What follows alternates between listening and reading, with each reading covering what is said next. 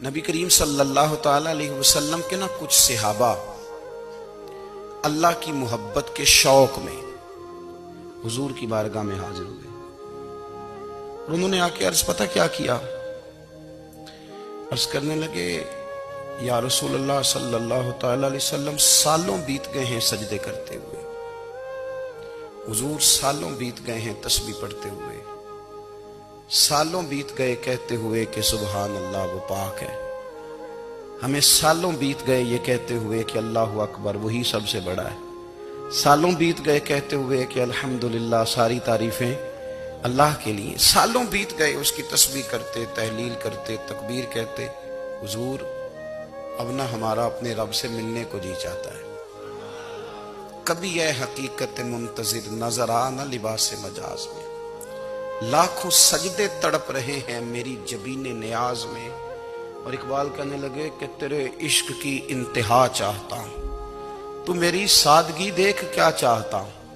میرا ذرا سا تو دل ہے مگر شوخ اتنا، میں وہی لن ترانی سنا چاہتا ہوں۔ میرا بھی دل کرتا ہے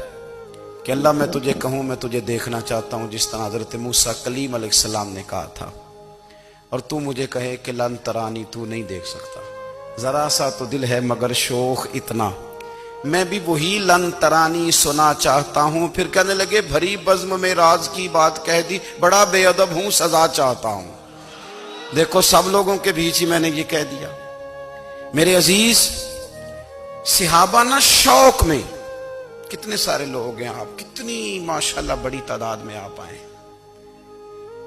ہم بھی کبھی اس شوق میں گئے ہیں کہ ہمارے رب کو دیکھنے کو دل چاہتا ہے، ہمارا جی چاہے وہ کبھی ہمیں ملے، ہم کبھی اس کی زیارت کریں، اس کی بارگاہ کرم میں ہم حاضر ہوں۔ صحابہ نے عرض کیا یا رسول اللہ صلی اللہ تعالی وسلم ہمارا رب کہاں ہے؟ ہمارا نا اپنے رب کو دیکھنے کو جی چاہتا ہے۔ جب صحابہ نے یہ عرض کیا تو اللہ نے قرآن مجید نازل کیا، فرمایا وَإِذَا سَأَلَكَ عِبَادِي عَنِّي فَإِنِّي قَرِيبٌ، محبوب جب میرے بندے آپ کی بارگاہ میں آ کے میرے بارے میں پوچھے نا تو ان سے کہہ دینا میں ان کے قریب ہی ہوں، قریب ہی ہوں۔ دلیل کیا ہے؟ بھائی عزادان یہ جب بھی مجھ سے دعا مانگیں گے میں ان کی دعاؤں کو قبول فرماؤں گا، میں ان کے قریب ہوں، میں ان کے قریب ہوں،